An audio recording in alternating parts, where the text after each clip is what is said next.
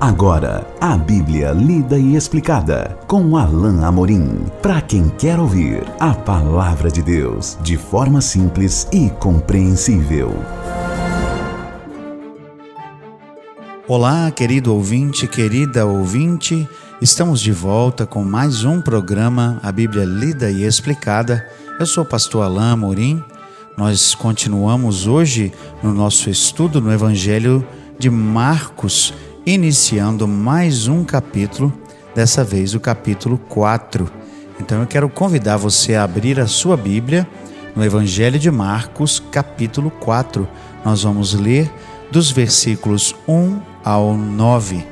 Voltou Jesus a ensinar à beira-mar, e reuniu-se numerosa multidão a ele, de modo que entrou num barco, onde se assentou, afastando-se da praia. E todo o povo estava à beira-mar, na praia. Assim lhes ensinava muitas coisas por parábolas, no decorrer do seu doutrinamento. Ouvi, eis que saiu um semeador a semear. E ao semear, uma parte caiu à beira do caminho, e vieram as aves e a comeram. Outra caiu em solo rochoso, onde a terra era pouca, e logo nasceu, visto não ser profunda a terra. Saindo, porém, o sol a queimou, porque não tinha raiz, secou-se. Outra parte caiu entre os espinhos, e os espinhos cresceram e a sufocaram, e não deu fruto. Outra, enfim, caiu em boa terra e deu fruto, que vingou e cresceu, produzindo a 30, a 60 e a 100 por um. E acrescentou: quem tem ouvidos para ouvir, ouça. Jesus aqui, como registra Marcos, sempre ensinava utilizando parábolas. Mais adiante, lá no final do capítulo, Marcos registra o fato de que Jesus não ensinava se não fosse por parábolas. Embora isso seja verdade, existem diferenças entre os evangelhos Marcos, Mateus e Lucas no número de histórias, no número de milagres e no número de parábolas que eles registram. Por exemplo, aqui, nas parábolas conhecidas como parábolas do reino, lá em Mateus, das 4 que Mateus registra, apenas uma é registrada por Marcos. E nós vemos aqui que Marcos é bastante econômico, bastante sucinto no seu relato, de modo que ele registra aqui apenas uma dessas parábolas, a parábola do semeador, que também é mencionada por Mateus, junto com outras mais. Mas Marcos faz referência ao fato de que Jesus ensinava por parábolas.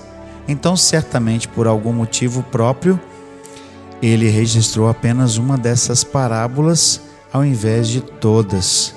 O nosso estudioso que estamos consultando para a nossa exposição aqui, William Hendrickson, ele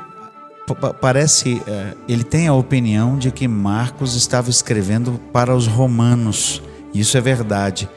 E ele coloca a sua opinião no sentido de que os romanos gostavam de mais ação e de coisas mais sucintas, resumidas, eram bastante objetivos. Talvez por esse motivo, Marcos se concentre mais nos feitos do Senhor, nos milagres, na ação. Já dissemos que esse milagre que esse evangelho, melhor dizendo, é um evangelho bastante atípico e retrata Jesus em ação o tempo todo. E talvez por isso ele tenha resumido aqui os ensinos de Jesus por parábolas. Jesus aqui menciona, talvez, se não a parábola mais conhecida, mas sem dúvida uma delas, a parábola do semeador. Verso 2 então diz: assim lhes ensinava muitas coisas por parábolas. E o verso 1 disse, Marcos registra que Jesus se afastou da multidão, porque era muito numerosa, num barquinho. Nós vimos lá atrás, no capítulo 3, que ele já tinha dado instrução aos discípulos para que separassem um barquinho para que ele pudesse fazer isso. Aqui ele o faz, e com esse barquinho afastado, certamente ele podia ser visto por todos, e sua voz estaria ao alcance do ouvido de todos, de modo que Assim como nos diz o verso 2, ele ensinava muitas coisas por parábolas. Verso 3 então registra o começo da parábola. Ouvi, eis que saiu o semeador a semear. Nós temos aqui a ênfase em duas coisas importantes, que é preciso que vocês que estão me ouvindo agora marquem. Uma é o semeador, a outra é a semente.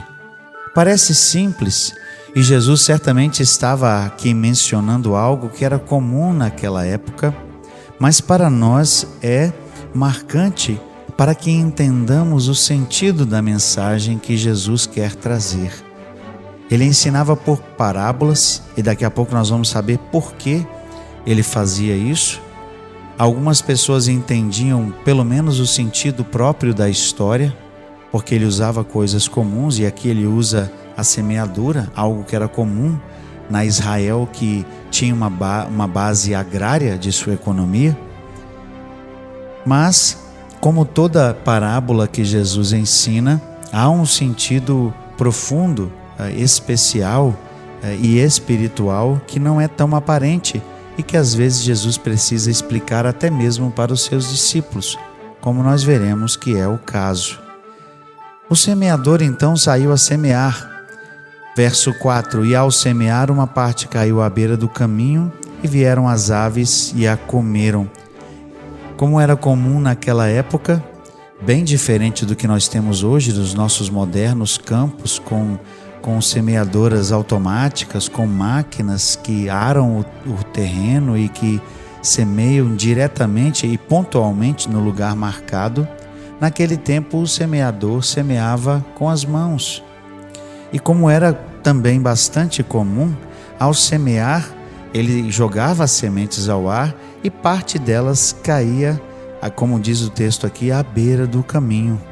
Se você já caminhou ou já andou em um terreno em que as pessoas costumam caminhar, você sabe que às vezes há um pequeno trilho do lugar por onde as mesmas pessoas passam o tempo todo.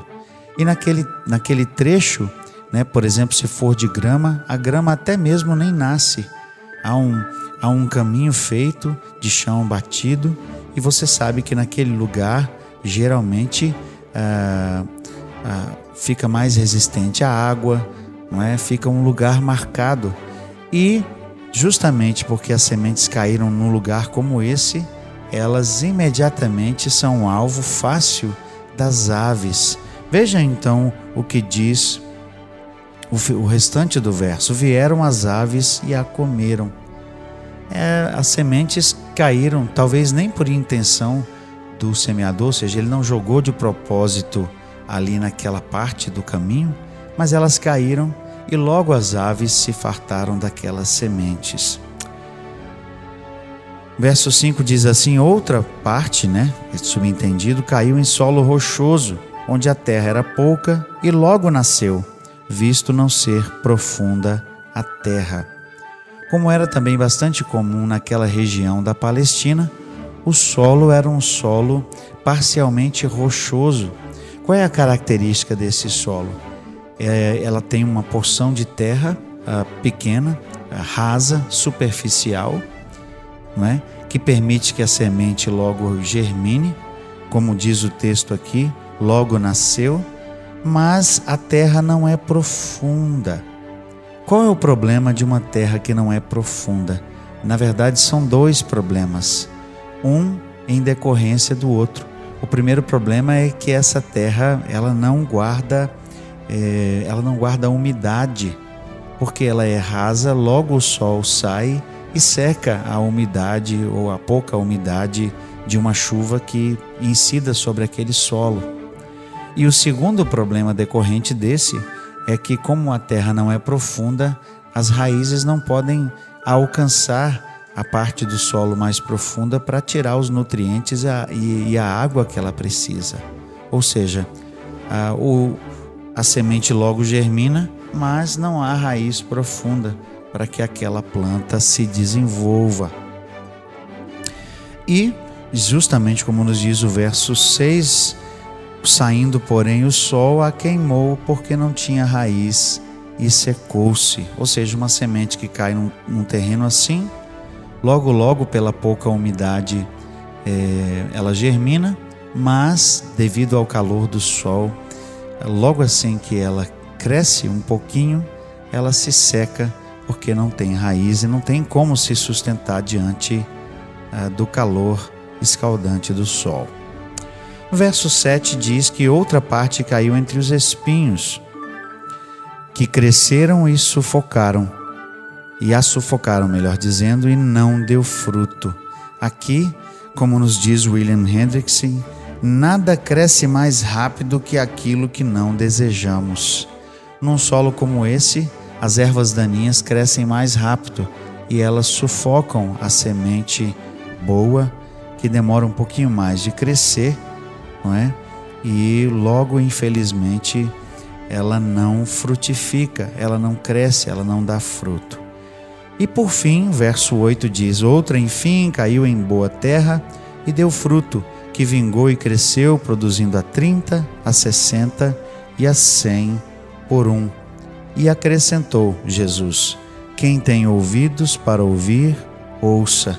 Jesus retrata que a última semente, então, que era também boa, caiu em solo bom. Note que a semente é boa em todos os terrenos, mas algo acontece com a semente em cada um dos outros três. Aqui, ela finalmente cai num terreno bom, num terreno fértil. E o texto diz: produzindo a 30, a 60 e a 100 por um.